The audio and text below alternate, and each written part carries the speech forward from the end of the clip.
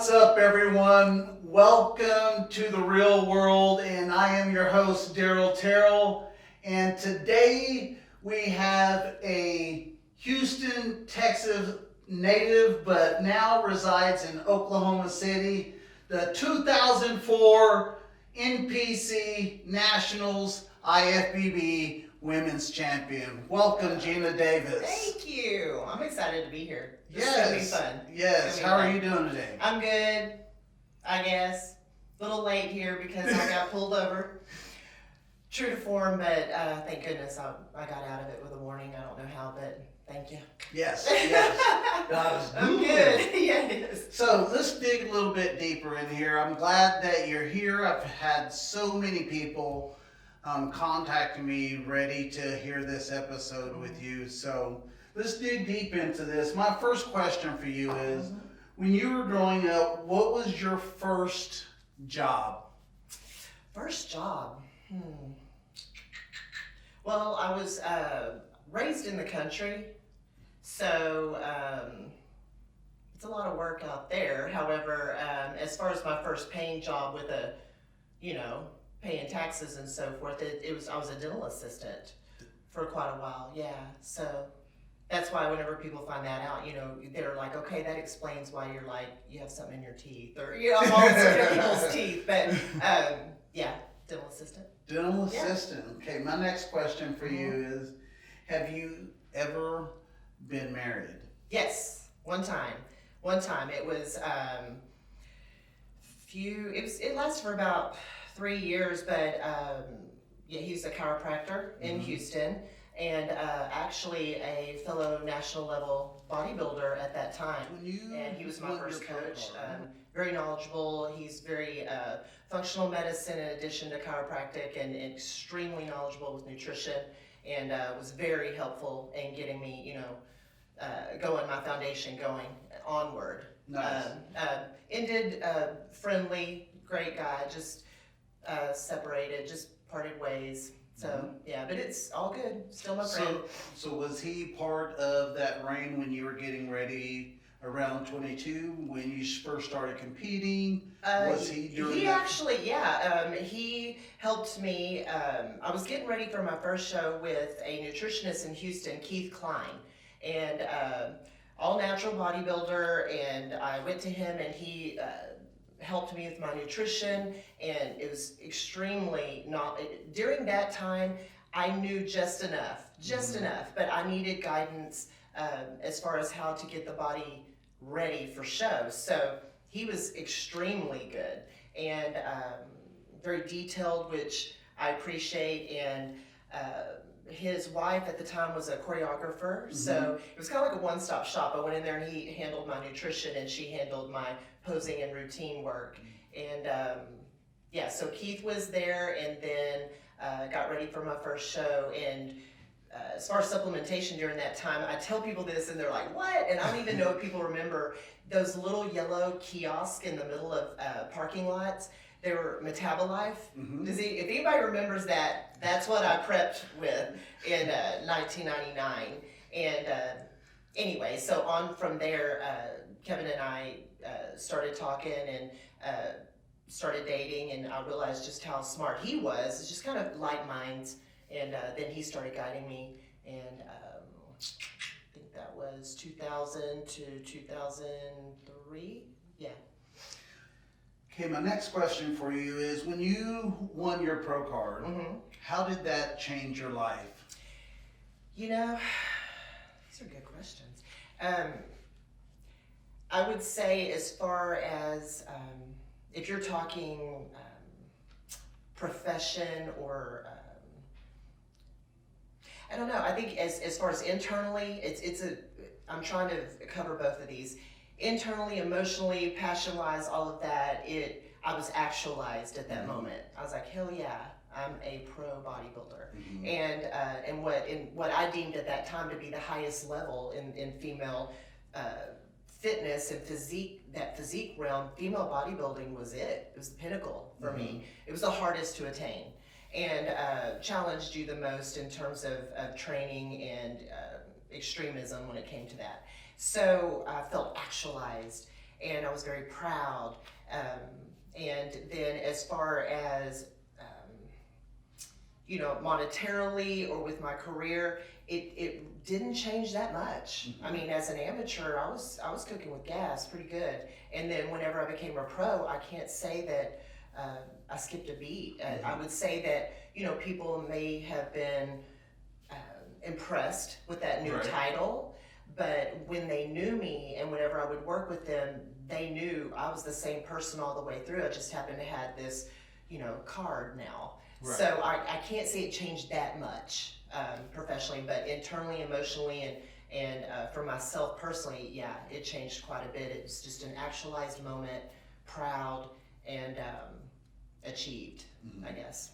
Like for me, when, during my phases of competing, I happened to take notice to a lot of female bodybuilders, and they're really, I could truly respect their physiques and how they trained and how they were so disciplined, but I didn't really see that many that truly stayed authentic and feminine. How were you able to do that for yourself, to stay so feminine? And even when you were competing at your highest level, you were still pretty, you were still just like you are right now. So how were you able to do that?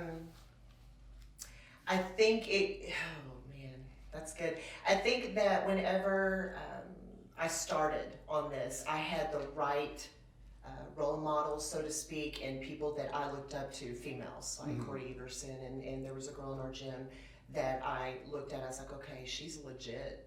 And so what I looked at outwardly that I wanted to achieve never had an over masculinized look or a harsher, for lack of better words, look to them.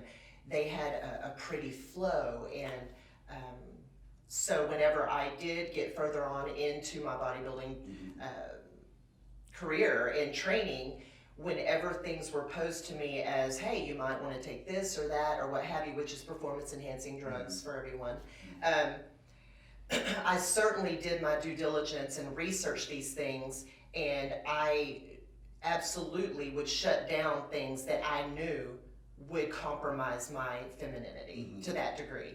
And so I would say not just taking things at face value, and not that I didn't trust my coach at that time, absolutely did, but we would get together, put our heads together and go, this could create this, this, and this, not worth it. This could create this, this, and this, we could do it, any sides, done.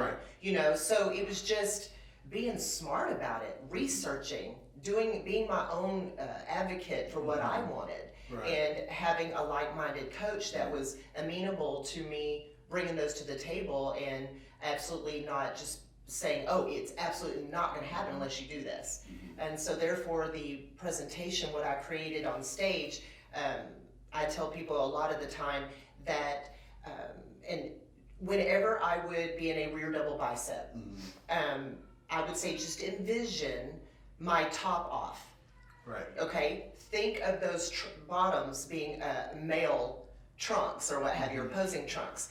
And I would say, if you took my top off and I'm in a rear double bicep and you see all of that sinewy muscle and, I never had overly striated glutes, and I didn't want them, because in my mind, what I deemed to be, the perfect female physique, it didn't look like that. That is what I liked on a male bodybuilder. I was like, heck yeah, I'll file my nails on his glutes, but I didn't want to do it on a female. So whenever I would say, if you looked at me in a rear double bicep and removed my top, would you, General Pop or someone in our industry, if you looked at that, would you look at that and go, that's a dude? Or what would you think you were looking at? And I know beyond a shadow of a doubt, in that pose in particular, if I would look at it, I would know that's a female. I would know. It shows it's feminine muscle. Sounds like an oxymoron, but it's attainable. And so it's just feminine muscle. So Right. I liked that. And that's what I wanted, and that's what I presented. And certainly, I can't say that I didn't do enough cardio to create a harsher physique or conditioning or what have you. I just knew what I wanted and was guided properly to get there. So when it comes to female bodybuilders, now that we're on this topic, and anabolic steroids, what would be your suggestion for them when it comes to trying to really go to that next level to be the best? What would your suggestion be for them as far as anabolic steroids and how to go about it, or how not to go about it? Okay, first of all, it takes a very realistic approach. There are plenty of females that I could advise, going forward in their, bodybuilding training, to do it a certain way, and I could guide them to do it this way.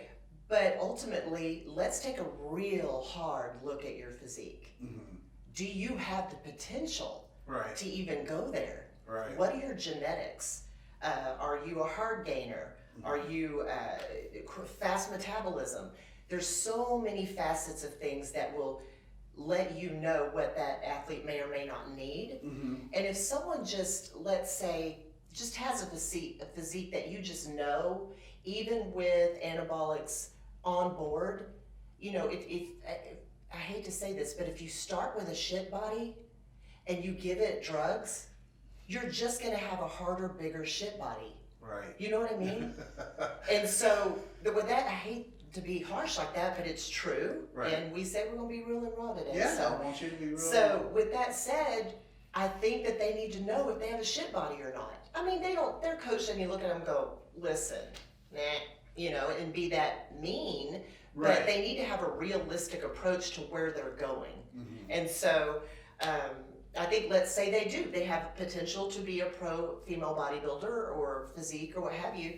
I would tell them to, first and foremost, all of my athletes and anyone I would advise, go get your blood work done. Gotcha. Base level, you've got to know. That includes, that's not just sex hormones and thyroid hormones. I'm talking complete blood count, comprehensive metabolic panel, get it all, fasting glucose, A1C, how are your liver enzymes, things like that.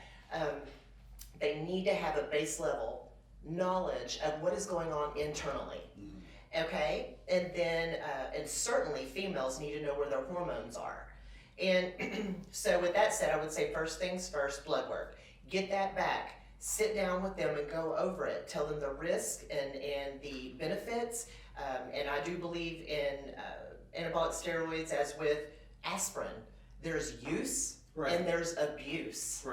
And there is use for this to create the physique that you want to become a pro, just by utilizing it enough to enhance. That's why it's performance enhancing, not annihilate. So I think that I would go through everything. I would invite them to research everything on their own, what they're comfortable with, what they're not, what I'm comfortable helping you with and what I'm not, and see if it's worth it to them. And then, and then on and on as far as posing and so forth. But as far as steroids, yeah, I would definitely let them know a realistic view of where they're going, be it good or bad. So that's what I do. Keep it real. Yeah, for sure. So my next question for you is, I see that you often bust different trainers about sleeping with their clients. This is something that I would been eager to talk to you about. So let's dig into this, because you often do this. What is your reason for doing it, and how is it to benefit you, or is it to benefit them? It's, well, you know what, it may be that you just said benefit you. That's good stuff, because I've never seen it as benefiting me, but I think it might be by way of, I take my profession very seriously. And whenever people don't, and I see that going on, it gives all of us a bad name. So indirectly, I guess it might benefit me if people, didn't do that, okay? Yeah, because then people be like, well, everybody else does it, Gina must be sleeping with her male clients. You see what I mean? So maybe that. But more so than anything, to benefit them, because I know where they're going. I know where they're headed. It is a train wreck. And then will they just lay there demolished with pieces all over the ground, or are they going to stand up and rise above it and become reformed and be better because of it? I don't know, but why even go down that track? There's so many fish in the world, and I know that, or in the sea. And so I know that whenever you're training somebody, you develop a rapport with them, you get a relationship going. There are some women that come to male trainers and changes their life. And there's that study of, therapy patient where the patient falls in love with their therapist because they get them more mind healthy and they feel, empowered and they're like, wow, they did it. And then they start falling in love with them. I think that same mentality happens in personal training. It does. We change lives. We change their outlook. We're life coaches in addition to changing their physique. And some people can fall into the trappings of that. And, and a lot of times women, and I'll get to the women trainers in a minute, but a lot of times women that come to male trainers are feeling bad at home. Husband's not paying attention to them. They're overweight. They're not being looked at. They're not being desired. So then they go to this male trainer that's making this, Stella getting her groove back here, right? And the next thing you know, they're like, the husband is becoming jealous and weird at home. And so that relationship's getting even weirder, but they feel more comfortable with their trainer. And then the trainer may or may not go ahead and take advantage of that. And I'm not saying that the trainer's always guilty. There's some aggressive females out there, that will come for you. So I think that whenever that happens, and you have a break and it's like, hey, meet me at the hotel, in between my clients. It's a recipe for disaster. Because then what happens? The husband finds out because the woman can't handle it anymore. That goes to crap.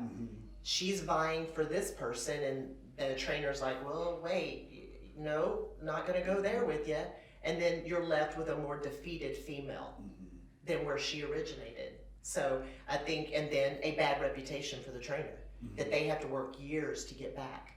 So female trainers, I know some that sleep with their male clients as well. And that doesn't, in our society today, it's open and accepted, and thank goodness it is, but I know male trainers that sleep with their male clients, that happens too. Females with females. But so how do you get past connection with someone when you seem to be around them so often? Be it the trainer or the client? Yeah, being the trainer or the client, or the client or the trainer. How do you get past the connection aspect when you're around that person so often? Oh, in terms, you don't. You can create a really good relationship and rapport with that client and vice versa, but always know at the end of the day, you are being paid for a service. You work for them. And so if you always keep your mind thinking, I'm a professional, I am being paid to help this person, then I think that automatically sets up that line where you cannot cross that. And I believe in not doing that even if you're single. Yeah. It's just don't shit where you eat. That's what that means. Right. You say that often. Don't shit where you eat. Don't shit where you eat. Yes. I mean, my dogs don't. So I think that with that said, I think that it's just a lot of professionalism that I feel should not be crossed. It just shouldn't. Way too many people out there in the world to go and get with, and I just think it's not a good look for our profession, and it does not lead to anything positive. And guys, I want you to understand, and many of you know me, and I would not be doing this podcast right now if I wasn't being truly authentic about who I am and about what I may have done in my past, or just sitting here and chit-chatting with Gina about what we're talking about right now. And everything she's saying is completely right. It does not benefit you in the end whatsoever. Just speaking from experience, you have to find some type of boundary, some type of extra willpower within yourself, male or female, to not cross that line.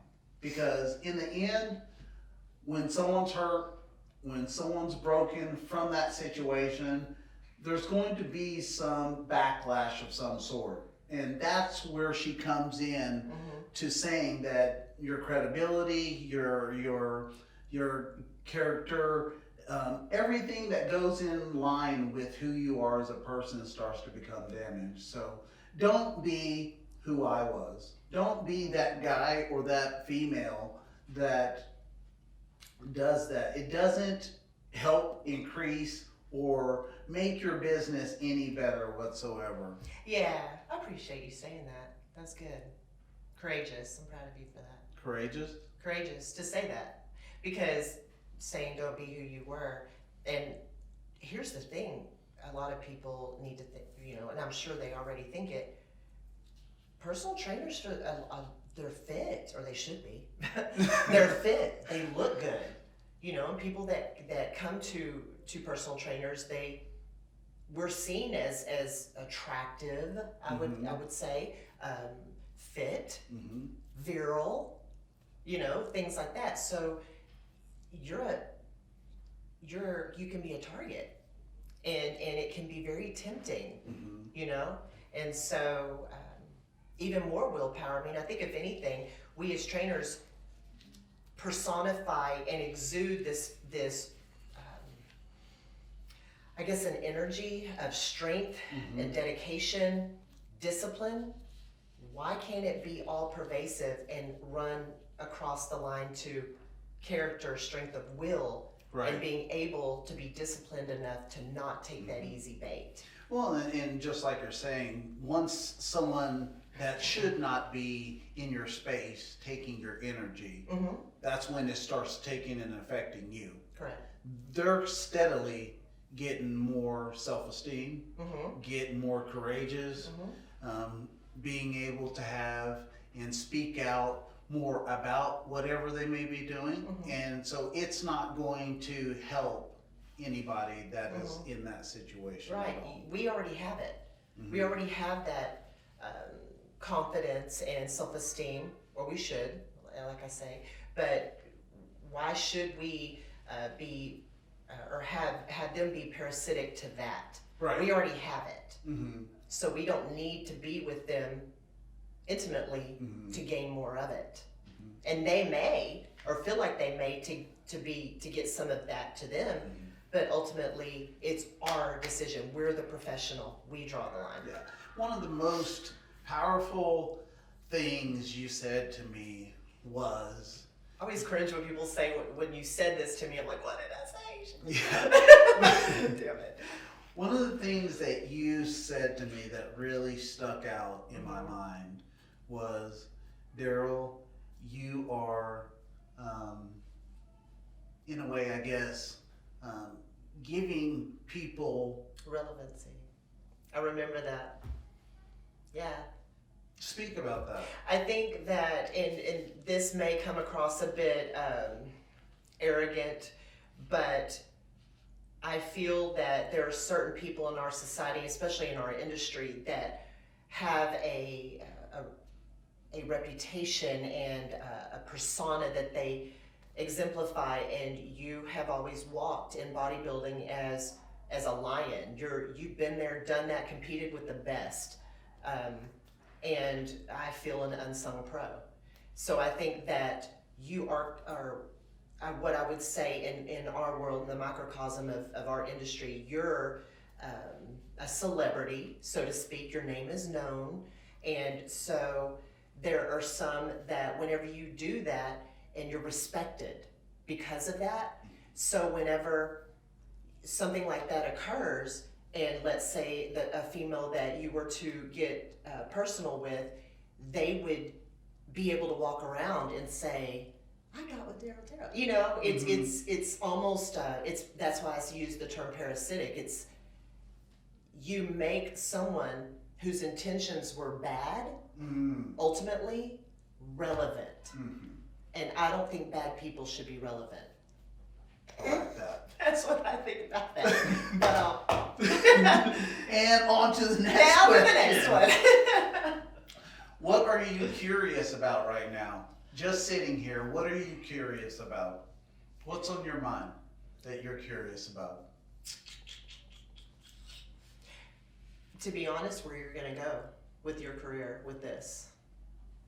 And why? Because I think you have hella potential. I think this is your wheelhouse. I'm curious to see and happy to be a part of it, you know, at the, you know, ground level. I mean, you've been doing it for a minute, but I think you're about ready to take off. Like this rocket. I honestly think I think you're ready. Listen.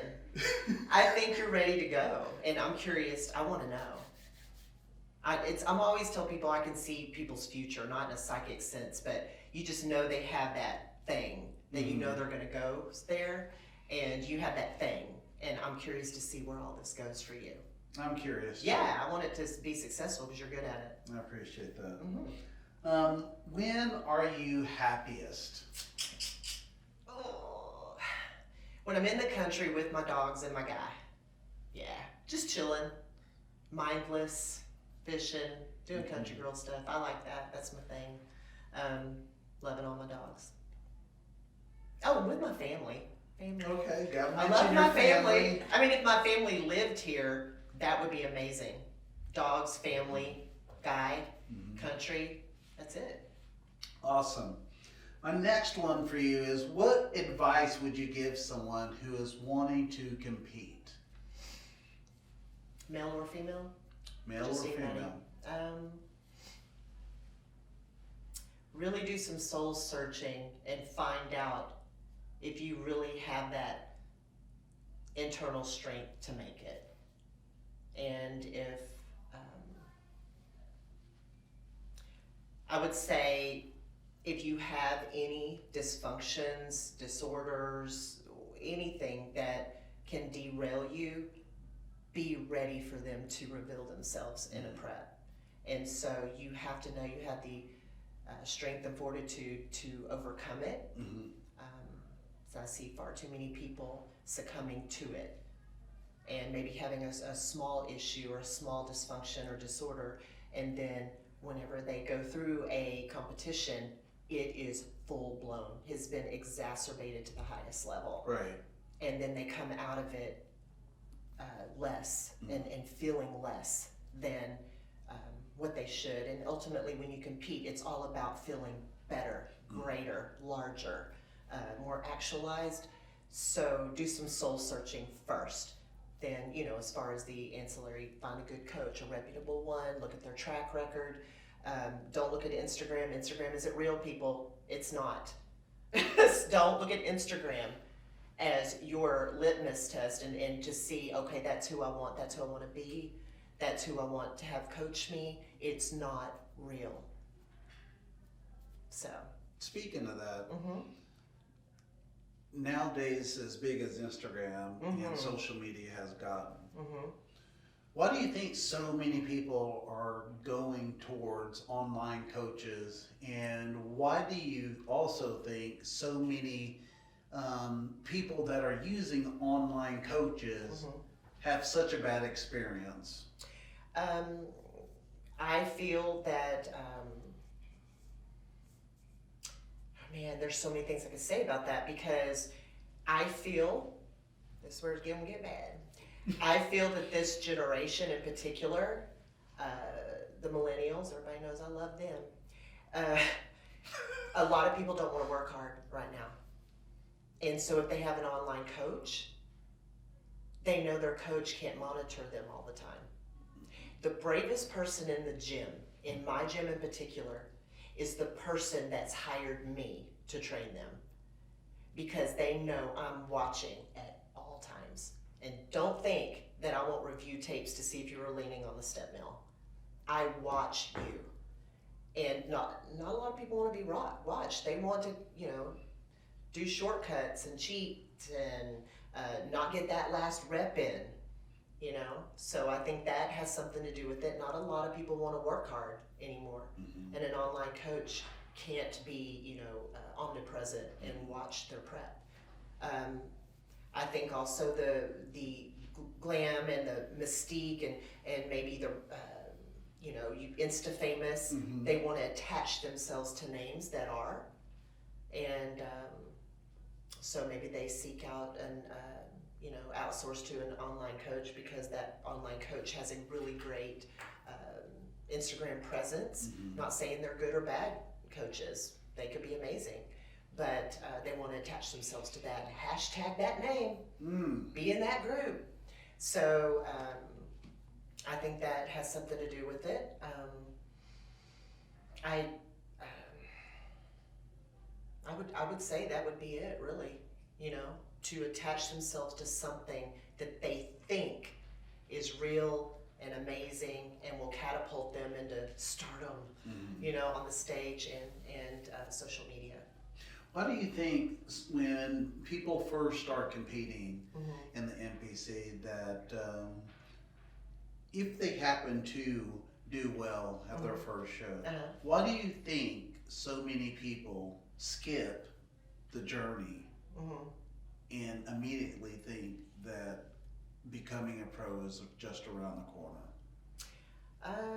Because they're subscribing to the social media realm where they see that and they want to emulate that. And I think that they, and I don't think they're bullshitting themselves. I think they honestly think they will because that's what they're seeing. Mm-hmm. But once again, it'll go back to it's not real. And I think it's just, they're really misguided. They're misguided. And to, anyone out there wanting to compete, and I want to go back to the online coaching as far as if you hire one, I'm not damning that. I think that if you find a good one and you know it's a good one for you, do that. And you may be the hardest worker in the room, to be sure, that has an online coach. I've seen them. So with that said, I would say that's the exception rather than the rule. So I'm not saying that everyone who hires an online coach is not a hard worker. That's not true. I would say the majority of them are. Awesome. I'm going to ask you something that it's going to be more about you. It's going to be more in depth about you. And I just want you to try to open up as much as possible with this question. Okay. What is it that has hurt you that makes you feel that you have to be or show that you are alpha male? Alpha female. Alpha female, excuse me, sorry. Alpha female when it comes to being upset or being frustrated. Yeah.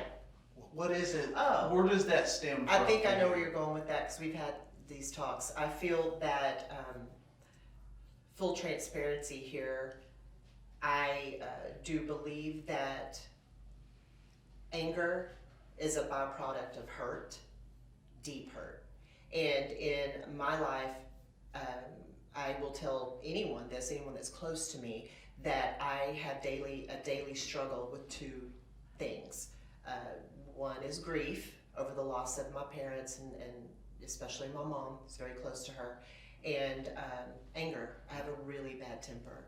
And I don't see that as a badge of honor. I don't. Lacking emotional control when you're angry is weak. Mm-hmm. I don't see it as strong. Mm-hmm. So I know that's my weakness. So I work on it daily. And I even see a therapist for it. I'm all for having a healthy mind. And because of those two things that I struggle with, I do see someone in a talk with her about it. And so I feel that, where does all that come from, you asked? And it is, I would pick that it has to do with, in my adult life, it has to do with the loss of my mom. She had MS, multiple sclerosis, which a lot of people, I would really like to explain that, and this is the first time I've opened up about this, so this is a big deal. Way to go, getting me to do this. But I think that MS is an autoimmune disorder where your immune system attacks your nerve sheaths. Just think of a nerve as, every nerve in your body has think of an electric line where there's wire beneath it and that plastic coating on the outside that you have to kind of carve back sometimes and twist. That coating is your myelin sheath. And my mom's body, her own immune system attacked that in different areas all over her body. And some people get that confused with MD, like Jerry's kids, muscular dystrophy. That's totally different. So she got it whenever I was a senior in high school, and she lived for 20 years with it. And I had to watch her get ravaged by that fucking disease. And so with that said, and I took care of her for the majority of that time. My dad worked overseas to providing good medical care for her. And I was going to college and taking care of her. And I saw it, lived it firsthand with her. And so with that said, whenever I feel, as far as whenever my anger comes out or I'm very abrupt or abrasive, whenever a client or a friend even says, I can't do that, I will launch on your ass. I can't stand that. And it comes directly from that time in my life, because you are able-bodied. You have two legs that work. And I watched a woman whose legs absolutely stopped working. Then her arms stopped working. Then she stopped having trunk control. She couldn't even hold her body up, to the point where she would tell me, I am just a talking head. I am just existing. And I just think about whenever people say I can't, or I can't do anymore, this I can't do it. I just look at them like, yes, you fucking can. And guess what? They do. And they did. And then afterwards, I will look at them and go, I never say I'm sorry for that, because I'm not sorry for that. But they feel empowered beyond it. So that's a good thing. But as far as anger, when it's not justified, and I'm not even sure people would think that it would be justified for me to speak to a client that way, but I do. And I think that's why I'm successful, and why I have people that are so dogmatically loyal to me and what I do, because they know that energy comes from somewhere. Well, today, folks, y'all are finding out where it comes from my mother, from watching her warrior spirit fight a disease every day for 20 years. And so you're just not going to say I can't in front of me. You're not going to act like you're weak or self-pity. I will not tolerate that. I will not. So that's where that comes from. She is the reason why I'm so hard on others and myself. Just because you guys don't see or hear my internal dialogue doesn't mean that I'm not kicking my own ass too. Right. So, because I know she's watching and she's expecting that. Things like that. And one of my clients, Josh, is funny. He used to make fun of whenever people talk about, leaning on the step mill, or how I'd get onto people for their cardio and how lackluster it was. And he goes, hey, don't get her started. She taped her torn calf up and got on the step mill. And I did. So I think it's, so not only did my mom go through it to a higher level that I hopefully will never know and hated to witness, but I've had my own issues as well. Torn bicep, torn calf, irritated shoulders, things that, most people would stop because of, I didn't. And so by virtue of my mom going through it, me going through my small, adversities, you're not going to stand in my presence and say that you cannot do something. I will not allow it. And if you do, and you continue to do that, you will be removed from my realm. Goodbye. That's just how it is. Okay. Let me ask you, your father was in the military. No. Well, Nope. he was. My dad. Oh no, he worked overseas for Halliburton. Your Yes. dad worked overseas, and you're having to take care of your mom. How did that affect you as a kid? How did that affect you? But also, what did being in that life, helping your mother, keep you from that you wanted to do the most? It actually helped me do the things I wanted to do the most. I was going to college, and I was, getting my undergrad in biology, and I was going to be pre-med and go to medical school and all of that. And then once you keep going towards that, and then you're living in this world here, I remember thinking, I don't want to do this. I'm more into interpersonal exchange than I am writing scripts and seeing people daily, like that. I want to get to know you. I want to have a relationship with you. Every day I worked with my mom, and I just realized the gift that is there as far as exchange of energy between two humans.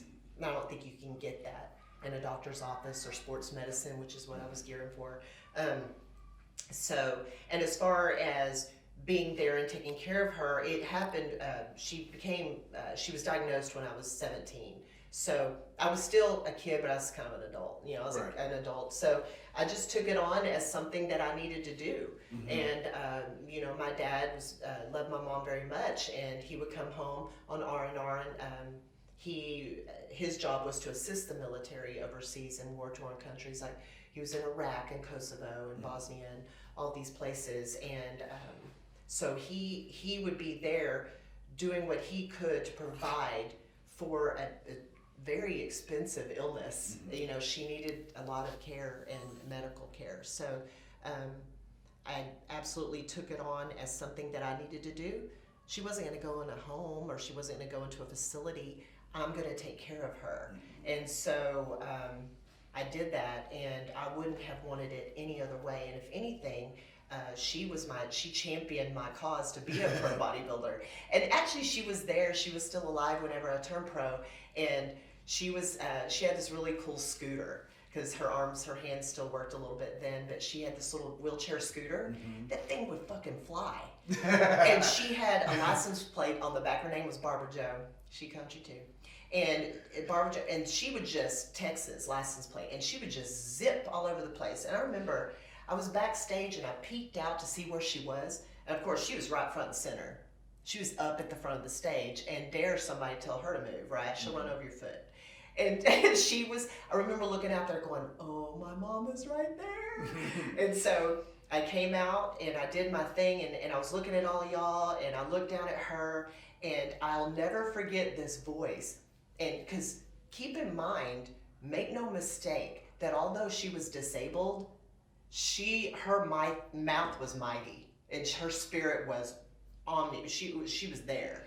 And I remember I hit a side chest, and I remember her going, "In your face," to the audience, and I was like, "Mom," I was just thinking in my mind, and then I thought, can't tame her spirit, she's gonna go with that. And so I remember, and that was actually a pivotal moment for me, because I remember thinking, I just hit that pose. My mom, who's disabled and battling the biggest fight of her life, is looking up at me, sharing her genetics put to hard work on this stage. So I knew in that moment I made her proud. And so, anyway, onward. Awesome. Yeah. What life lessons did your father instill in you? Don't sweat the small shit, which I'm still working on. He was the king of that, man. He didn't sweat hardly anything, And, and he would tell me, you're just like your mouth. Y'all get worked over to this weirdest bullshit. You can't worry about stuff like that. you know? You'll drive yourself slap ass crazy. So don't sweat the small shit. Don't ever let anybody fuck with your money. Don't ever kiss ass. And always keep a good sense of humor when shit goes wrong. Those are good ones. I agree. And you still keep those till this day? I do. Which do you struggle with the most? Not sweating small shit. How does it bother you? I will, because my nature is to be an analyst, I analyze everything and I'm very attention to detail.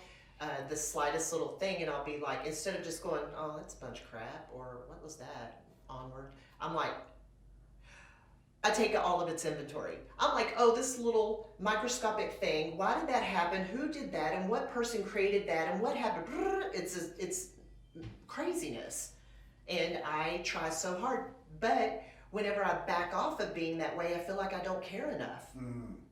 And so a lot of things will be said about me, but apathetic will never be one of them. So I'm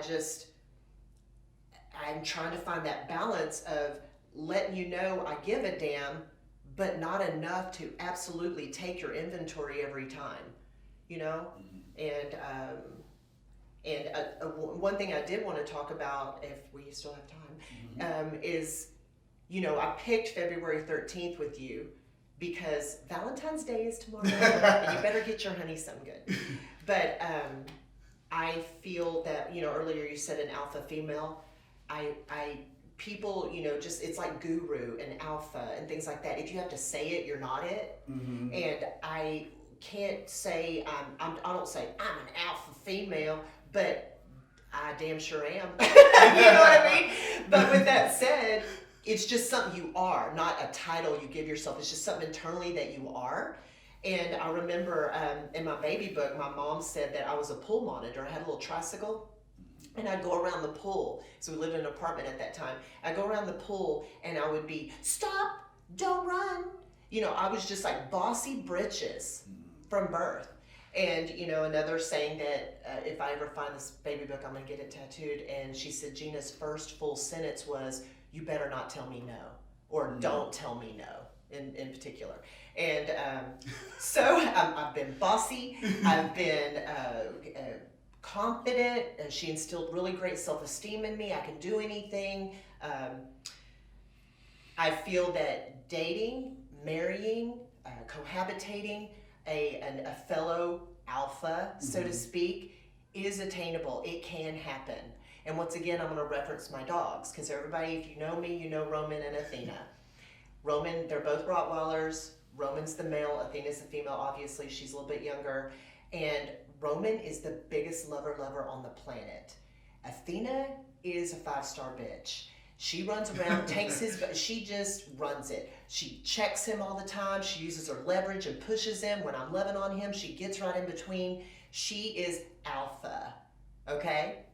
But every now and then, she'll do just that thing where he will stand up, and he is enormous, by the way, and he will check her ass, and he puts her down, and she just like, whoa, dude. And for 2 to 3 hours after that, she's walking softly around him. So every now and then, I call him the low-key alpha. He will check her and let her know, girl, I let you walk around here like you running stuff the whole time I'm doing it. You just don't know it. So that, you can parallel that with humans. And I definitely have a presence in a relationship with a guy, and but with the right person, they will say things like, I wear the pants, I just let her think she does. That's a good one, you know? And women these days, we're so empowered, and we can do it all on ourselves, and we can do this. We don't need a male, whatever. Or if you're in a relationship, I'm going to be alpha. They're always jockeying for position. You have to ask yourself, if you want a king, be the queen. Quit trying to be the king. Preach. Yes, just calm down and listen, alpha females. You can be one and then go home or interact with your lover, your significant other, husband, wife, whatever. You can be whatever, But at the end of the day, if you just relax and let go of the reins, it's very calming, and it develops a rapport and a trust and a energy between you and the person that you're with, where they know you trust them to let that down and relax. Take the wheel, man. Mm-hmm. I've had it all day, Mm-hmm. you know? So I think that there's something to be said for being a boss bitch and being able to be an amazing, affectionate lady Mm-hmm. with your man Gotcha. or with your whatever. With you being an alpha female, what are some of the ways that you personally are submissive to your partner? I would say, well, I'm going to get to the big one later, but I think that submissive, I really like it whenever doors are held open for me. I like that. I like that gentlemanly stuff. Whenever there is an issue that needs to be taken care of, if I feel that I'm okay to take it, I will do it. But if I feel like I need him, Mm-hmm. I will acquiesce. I'll back up a little bit and let him take it. Kind of like a racetrack. You just kind of go ahead and take the lead. I'll follow, and I'll be in your wake. But together, it's formidable. Mm-hmm. But I would say physically, you know, not every female, you know, bodybuilder / personal trainer is a dominatrix behind the scenes. I am not. Mm-hmm. I can be if I wanted to be. I could turn that on anytime I want. But I'm submissive there. I think that that's a little TMI, but you asked. And I, whenever the rubber hits the road, I know when to just, it's not submissive, it's just taking a side step and having them slide in beside you. Mm-hmm. That I feel that empowers it as one, you know, synergy. So I would say that's how. I think for, you know, the reason why I asked is because so many women, when they hear, you know, being submissive, you know, so many think that it's such a bad thing. Mm-hmm.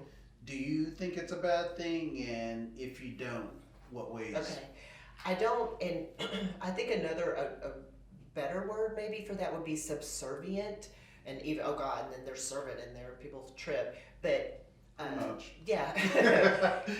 Submissive has a connotation to it that you're weaker, you're less than, you're beneath, you're inferior to. No, it means relax and let the other person take charge sometimes. I don't find anything wrong with that. And I know everybody out there is going, what? Gina Davis thinks that? Yes, I do think that. And I feel that I think that women that are able to achieve that are the ones that actually have the self-confidence and self-esteem to know they're not being minimized by it. Nice. So if you're able to sit back and let it happen, you know, once you're off and running again, you have not minimized or become smaller than because of that moment. Mm-hmm. And there are some women that when they do it, they know they are being, that maybe the male is taking over and is belittling them or leveling them down. Mm-hmm. And that's not good. I honestly feel that you just have to have a level of confidence that no matter how you feel in terms of, I always feel equal to my guy for sure, but if you feel for a moment that you're having to fall back, mm-hmm. not go beneath, but fall back, mm-hmm. it's a distance, not a less than, right. Then you're going to be all right. Mm-hmm. It's fine. Let's flip the script on that. Let's go for men. How are ways that men submissive to their woman? And societally, or how are they submissive to women? Mm-hmm. For me, I think men are submissive as well. There can be, yeah. You know, I mean, and I'm not talking about in a bad way. I'm talking about, I think that, you know, if your wife wants you to do something, or your girlfriend or whatever, you're having to be submissive in a way to do that certain thing. It's not, they're not controlling you, but in some way you're saying okay to doing what they're asking of you to go and do that. Yeah, I would say, anytime you talk about males doing things like that, we have to watch our words with it, because certainly you don't want to emasculate anyone. But I think in maybe not so much being submissive to the female, but being considerate of the female and sensitive to what is needed. Washing the clothes, taking care of the kids, doing things that society doesn't deem to be a male macho thing to do. And I think there's nothing wrong with that. Once again, if the male feels like he's still empowered as he's doing it, there's nothing wrong with that. And that's not to say there aren't some, crazy loons out there that treat their men like crap. Right. And make them, let's say they do very well at their job, and they make their man stay home or tell them stay home, take care of the kids, and just treat them like crap. There is that. Right. But when it comes to healthy relationships and a healthy balance in the relationship, I think that equally, just like with females, you keep that confidence, and you know that you're working ultimately to be unified for the better good of something. Then I don't think there should be anything wrong with that at all. Awesome. Okay, we're gonna go through 4 different questions, and off the top of your head, I just want you to answer every one of these. Didn't tell me this. Okay, here we go. You ready? Number 1, what is your definition of love? Oh man, I don't know if it's defined. It's a feeling. I feel that it's feeling a high level of affection for something, someone that makes you feel better. Awesome. Inside, enhanced. Question number 2. If you were a tree, what kind of tree would you be and why? Oak tree, because my mom's ashes were sprinkled around one. Boom. Number 3, what advice would you give someone wanting to pursue a career similar to yours? Be professional, be educated, and learn how to increase your interpersonal communication and skills. Awesome. The next one, who are the 3 people who are most influential to you? Most influential? Mm-hmm. Well, of course, my mom. Past and present. Mm-hmm. Influenced me. Howard. And my dad. Yes, There you mom, dad, go. Howard, I guess. There Yeah. you go. Okay, just getting into it a little bit more. I have a few more for you. Let's see here. What is the most common reason for people failing or giving up?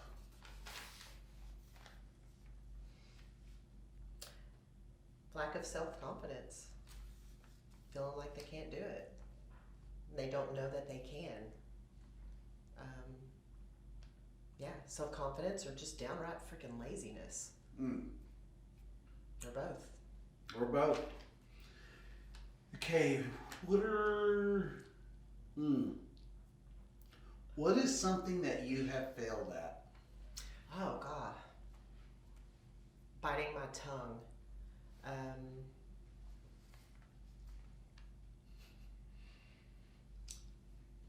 Driving the speed limit.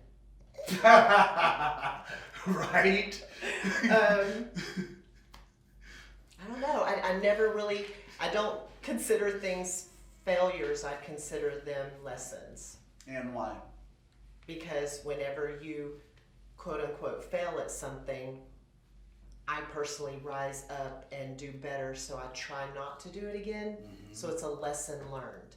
I never lose, I learn. So I think that failure is just a word, and I feel that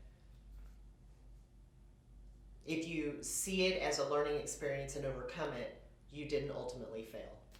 Gotcha. You know, just knowing you over the years, you know, it seems to be that you have consistently gotten better and better at what you do as a coach and as a personal trainer. For people that are just getting into personal training, what is some of the advice that you can give them to become a great coach or a great personal trainer? Okay. Check your ego, for sure. Look around and always continue to educate yourself. Nobody knows everything. None of us are masters at this. The human body is so complex and intricate and always changing with superfoods and gluten and all these weird things that are coming in. Not weird, but relevant things that are coming on. We're always evolving, always shifting, always learning. So always learn. Continue to stay on your game. Educate yourself. Ask questions. Shadow.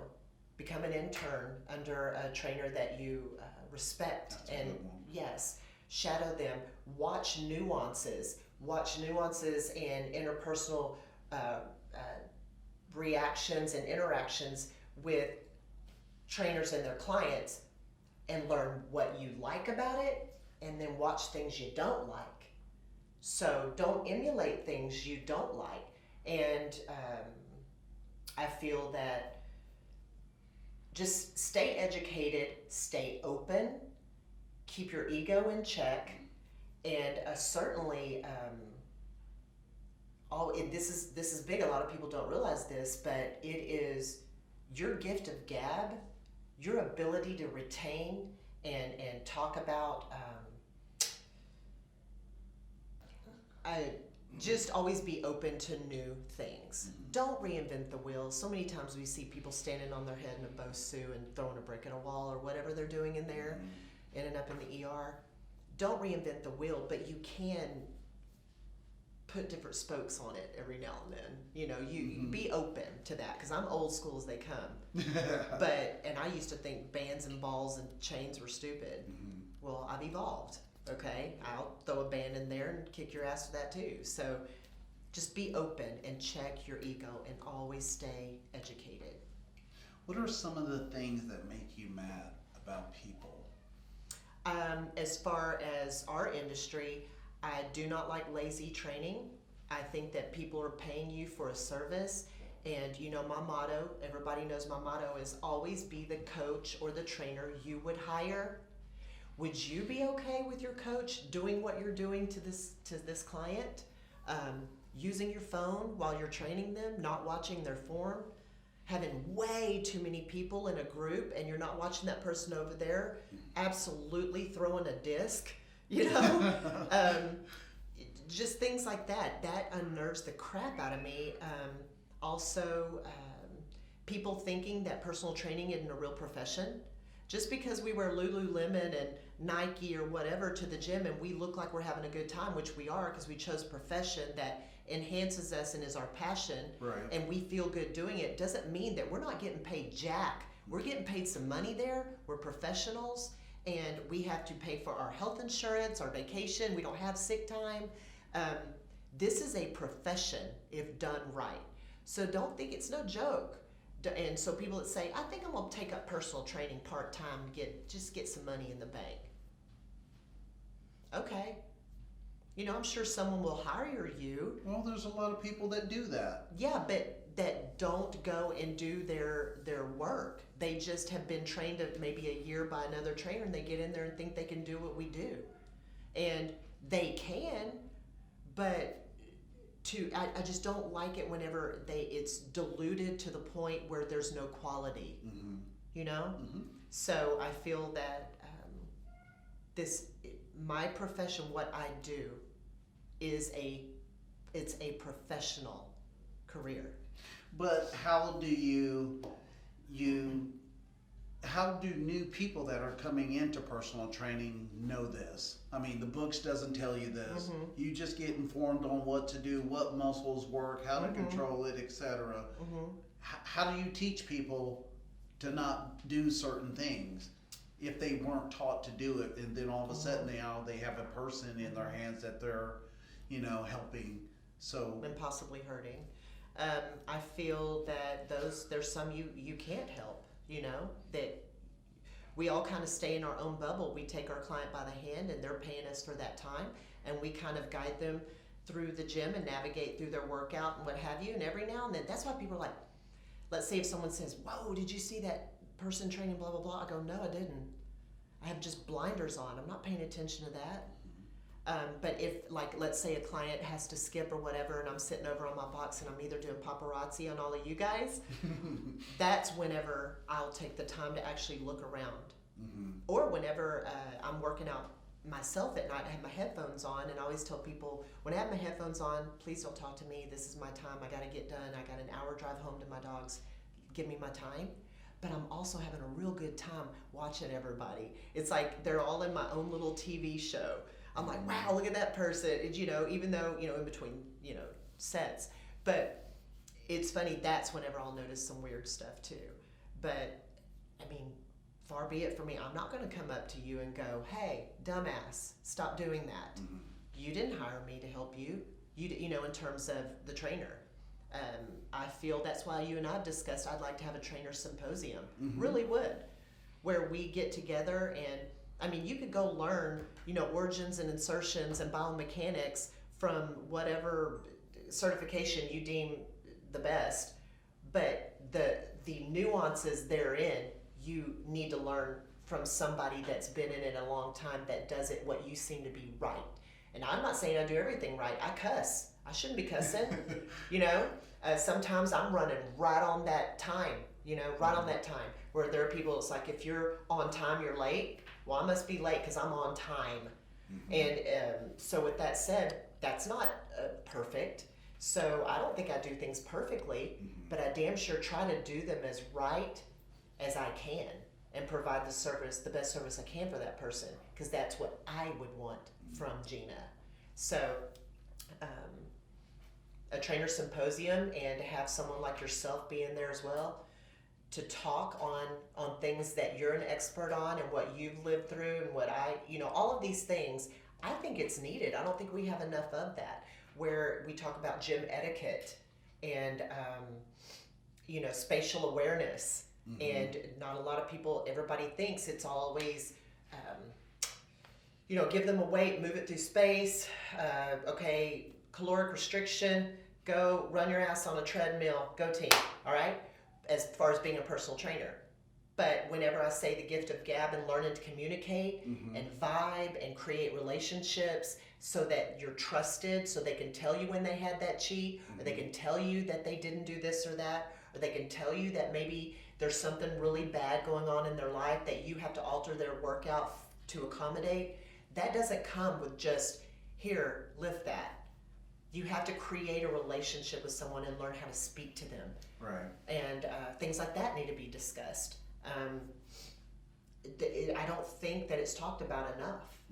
I don't. I think it's more, even in podcast world, the ones that I've listened to, and I'm just now getting into podcasts, listening to them, but I hear a lot of rep scheming and carb cycling. All of the things that you can get as becoming a personal trainer, but all the other branched out things that people don't talk about that need to be discussed, that I think would be very helpful in a gym setting. Very. What are some of those things that need to be discussed? Like I said, spatial awareness. You mean from one trainer to the other? Yeah, no, or yes, trainer guiding their client. How many times have we been walking past a squat rack whenever the trainer didn't have clips on it, and they have a wobbly client, and that one side is starting to slip off, and I've actually seen it slip totally off, and then auger themselves right there in the squat rack, and then almost miss my client. People having their clients do weird stuff on exercise equipment when we're used to it being used in a certain way. All of a sudden you have a leg fly out that it shouldn't go, you're kicking people in the head. Weird spatial awareness. They need to be on that and flow. gym etiquette, such as wiping your client's sweat up off the bench. You know, if you're training them properly, they're getting whooped. They're not going to remember to go get a Sandy wipe. Right. It's your job. Things like that. Watching your mouth around other clientele. I mean, just the other day we were talking about, Gail King getting in trouble for doing that interview about Kobe, and someone said, that B needs to blah, blah, blah. A trainer said that. And then another person's client, you could see her face just went, oh, like, easy, fella. You don't know your audience. Right. If you're in a room full of hardcore bodybuilders, you can drop an F-bomb every now and then. But if you're in there and there's a housewife in there that hears the B word, that screws up her, tranquil place that she's in with her trainer. So be aware of who you are around. Things like that. Gym etiquette, being able to humble yourself to ask another trainer why they're doing something a certain way that you might want to learn. Things like that. That's a great one. Yeah.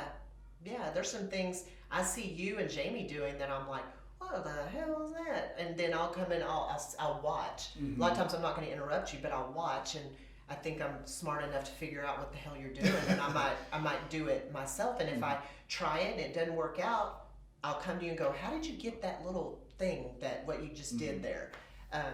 And certainly I get asked that quite a bit. So and be able to, and equally if I'm asking of trainers to humble themselves to go ask another trainer something that they're doing that you might want to do, the trainer that's being asked might not want to be an asshole telling them about it.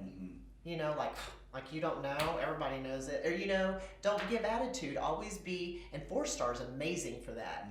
We all just vibe so good. There's no ego in there in terms of that is going to go, I'm not talking to you, figure that out. Right. You know what I mean? Everybody is always there to help. Yep. Always. I don't care who you are. And I was asked one time, whenever I was in there, I was actually working out, and I moved my headphones and I listened. But they had seen G-Force and what have you, and they're like, why are you here? Why are you in Oklahoma? I go, because I'm from Texas. Why, and then I realized what they were getting at, and I'm sure you get asked this as well. Why didn't we go to LA? Why didn't we go for the glam and all of that? And I was asked to. After I turned pro, I was offered to go to LA and become like the next Corey Everson and possibly even become some sort of sportscaster type person. And there's nothing in LA I want but that sunshine. There's nothing. I do not like that vibe, the pretentiousness and all of that. I like anonymity a little bit more than what it would take to be in LA. And I think that just with that said, there's something to be said to staying where you are and changing lives day to day, interpersonally, than being on this grand, glamorous scale doing it. Yeah. It's not personal enough for me. So that's why.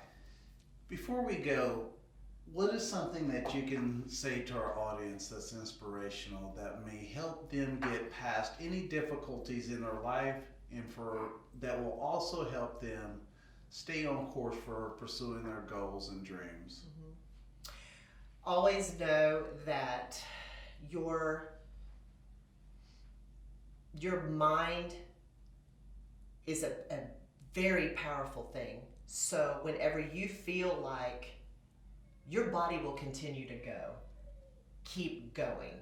Always know that you may feel like you've done enough, but keep pushing for that next thing. Guarantee it will be there if you push. Whatever you feel to be is your goal, passion, go towards that. Never settle for anything. Don't do anything half-ass. And surround yourself with like-minded people that are positive and keep you on your game and remind you of those goals and aspirations onward and forever. There you go, guys. That's today's episode with IFBB Pro Gina Davis. Thanks for tuning in. And be sure to like and subscribe to our YouTube channel at The Real World with Daryl Terrell and Stephen Austin Films. So be sure to check it out and see you next time.